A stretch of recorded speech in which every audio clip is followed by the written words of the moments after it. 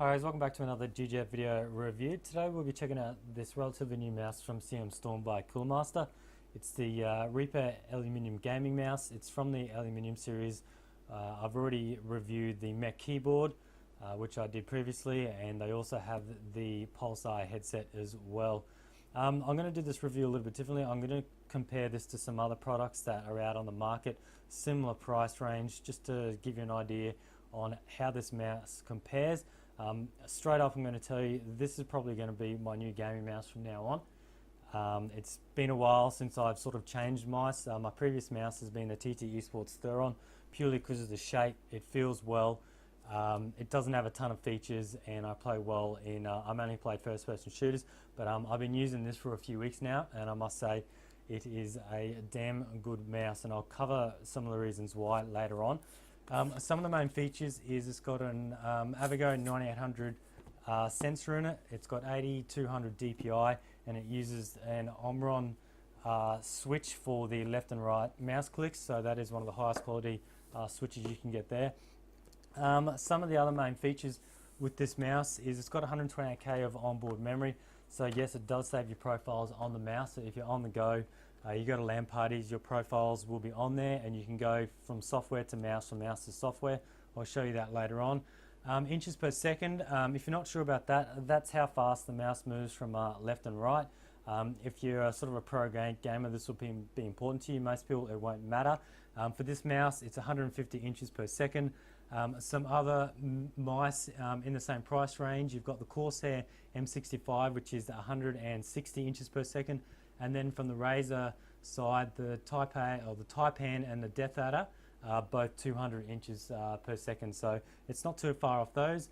Moving down to the max acceleration, that's how much you change your angles from moving, say, across to go up. That is 30 Gs. And with the Razer, the two from Razer, it's 50 G, and the Corsair M65 is 30 G as well. So if you're sort of a casual gamer, that won't matter to you. That doesn't matter to me. It just means if you go higher than those ratings, the inches per second or the max Gs, it does cause the sensor to conk out and not function as well, but I've never had that issue before. Just having a quick look on the box, it does have this nice little smaller box inside, which is a nice feature. And we'll just cover the cable first. It also does have white LED features in it on the front and along the top, so we can plug that in to see how that looks as well. Alright, so starting off with the cable. Cable is important to most people. It is to me. It's 1.8 meters. It's gold plated and it's nicely braided. So if we have a look at that, gold plated and nicely braided there. Moving on to the mouse itself. First off, the feel of the mouse. Pretty much I have not felt a mouse that feels so well in your palm. It is a palm mouse. It's not a claw grip. It just sits in there so well. That's one thing that I really liked. Next was the some of the buttons it has on it. First off, I thought with this, it's got this unique sort of clutch button, they call it. When this comes out of the box, this is a DPI. It's sort of an aim DPI button, so it changes your standard DPI right down to 200 DPI.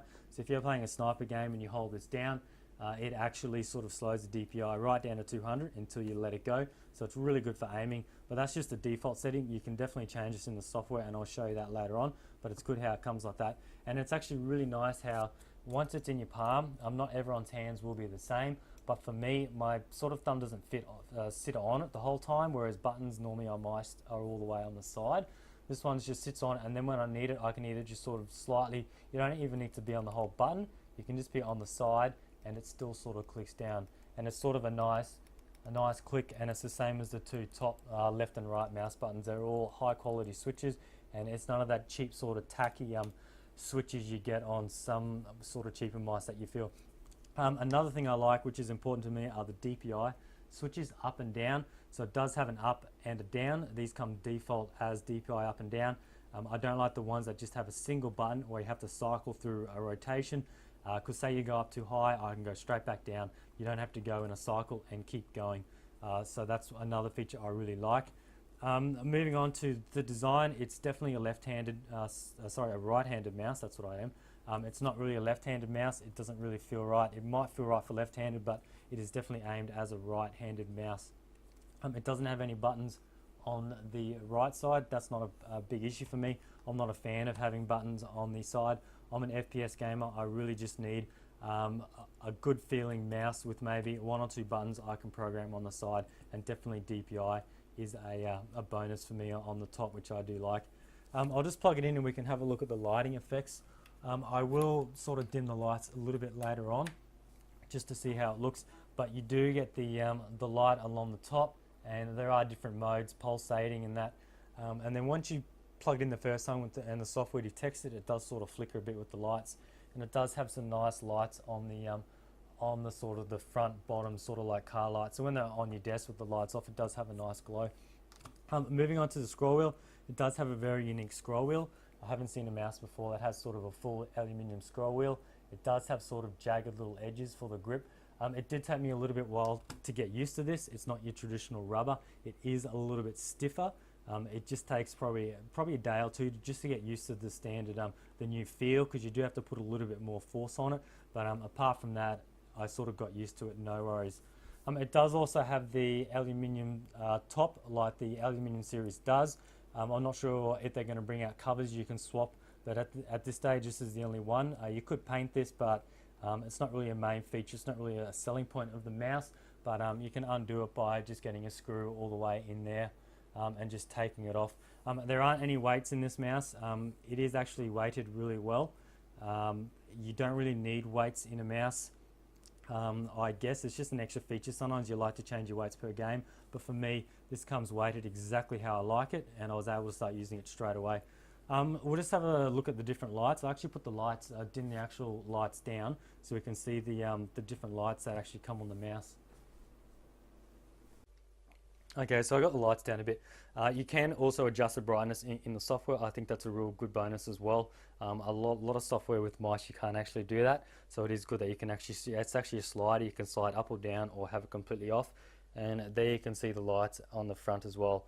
So it's a nice feature as well, just to have those. Another area that surprised me with this mouse, which I absolutely love, is the textured buttons for, well, it's mainly all textured with the same rubber, the top, the sides, and the left and the right. I wasn't quite sure how it would feel with the metal plate. I thought it would sort of slip, but it actually adds nice contrast. I guess there's not many mice out there that do that. It actually does feel, and to be honest, it is the best feeling mouse I've actually used to date. I haven't had a mouse that just fits so well in your hand. I might just unplug that so it doesn't do things on my PC. And then another thing I was surprised is with the feet. I know you can buy professional feet for mice, ones that glide well, different brands and for different scenarios, but I've never had a mouse, or never had such a good mouse that slides so well on pretty much any surface you want. This also tracks fine on any surface. I've had it on glass, I've had it on the mouse pad, plenty of surfaces. It works no worries at all, and it does feel really nice. We'll just grab a mouse to compare it with, as in the size scenario, just so you can see. So on the right is the TT Esports Thuron. This is the one I said I've been using for a long time. I'm not a heavy gamer. I do a bit of gaming here and there. I do enjoy it, but I do like to have good hardware or good gaming gear. And as you can see, sort of similar design, or similar shape, similar size. It's still got the hump at the back. But the only difference is, I guess the Thuron just has more of a dip around the scroll wheel. But saying that, it is very similar in sort of size, and they're very similar in price. Just before I go into the software, I don't want to spend too much on this. Probably the best point about this mouse is the price. You probably noticed the recent review I did on the Mech keyboard. That was quite expensive for a keyboard, and a lot of people are saying, well, I don't need the features that come on it, which is fair enough. But this mouse retails for under $80. It's just under $80. You are getting a lot of mouse for your money. The only extra thing they maybe could have added are weights. I do feel that this is weighted perfectly. I know the Thuron does have weights, and I've adjusted those to how I like, and pretty much they are now the same sort of weight. So for me, the CM Storm Reaper came as to how I like it weighted. So maybe if they could maybe release another feature that had weights, I guess that could help. But that does increase the cost as well, and not everyone does like to use weights. So that's pretty much it. Looking at the main features of the mouse, we'll just have a look at the software. So once you download and install the software from the website, it puts it in the system tray. Once you start it up, it just sort of detects what's already on the mouse. Then you got your 1, 2, 3, 4, 5, 6 main tabs along the top. The first page is your main page. This is where you do your custom mouse buttons. We'll just have a look at that in a moment. And then down the bottom we have your 4 standard profiles. And then you can also change the icon for these, like in the previous CM Storm software. So if you've got like an FPS and MMO, you can set an icon for each one of those, which is pretty cool. Now to customize the buttons, you can customize every single button. I find that really good on a high-end mouse. When you look at a lot of basic mice, they normally just give you 2 customizational buttons on the side and that's it. This one you can do whatever you want to every single button. We'll have a quick look at the button 6, which is the DPI, the clutch one. That comes as the DPI. You can actually set it to a DPI level you've got. You can do it to a DPI setting you want. You can also turn the sensor on and off, which is, I think, is brilliant, because sometimes you might have multiple mice hooked up. You can set it so you can just disable your mouse so it sits on the desk. You can knock your desk and it won't move the mouse cursor at all. I find that's a handy feature. We'll just have a look at the clutch button now. So I'm moving the mouse at full speed. I'll just hold it down and you can see it really changes in DPI, so that's just a handy feature. It has been around on mice for a while, but I just think it's great that they've included that. You've got a heap of other features. I won't go through them all, but there's just pretty much something that you'll need for all your needs. And then you can also assign macros in the macro library as well. Moving on to advanced, for most people FPS, you're probably going to just use these first two tabs. You got your DPI levels, 4 DPI levels. You can go maximum from 200 all the way up to 8200, so you can set whatever you want in increments of 100. So that's pretty crazy. You can do that. Then you got your polling rate. It's pretty sweet that you can set your polling rate for each DPI level, which is handy as well. Moving down, we got your LED mode. So you got always off, always on, breathing, or rapid fire. Rapid fire is it when you click. We'll just bring this up here. When you click, the mouse actually, see the LED turns on and off, and it does it on the front as well. So just a nifty little feature there. And then breathing is just the same as pulsating. And as I mentioned before, the LED brightness, you can put it all the way down to 20%, 0, depends how well you like your brightness. Then we got OS sensitivity for the mouse, and then we got your OS double click speed, and then you got your button response time. It's good that you can change that as well. And then you can lock your OS settings, so you can have this locked the same as your control panel in the mouse settings, which I think is good, because sometimes people mess around in there and they mess around and say this software, and sometimes people don't know which one takes control and things like that. It's also got angle snapping. It's been around for a long time, but for gamers you probably don't need it. It just detects when you're going in a straight line. So if you're doing a drawing and you want to draw a straight line, it can detect a few pixels in or out and it'll continue the straight line. But if you're doing an FPS game and you're trying to snipe at someone's head, it's probably not the best idea to have that on. Moving over to the macro setting, similar to some of the previous CM Storm mice, this is your macro library. You can record macros, you can make a new one, and as you can see, it's doing the clicks I did. So it's handy, you can do that as well. Profiles, as you can see, it's got 4 profiles. It's already come stock with the mouse. At the moment, I've got none on the software because I've just installed it. So you can actually just push these across onto your Windows as well, or vice versa. So you can do a whole heap of configuring on the Windows side of things, and then when you say go into a LAN party, you can just shoot it straight across to your mouse as well. So that's a pretty good feature. Alrighty, so the next 2 tabs on the right, we have our macro library. This is where you can import and export macros from the mouse into the software, and then we have your support where you can check the online firmware versions and get online support.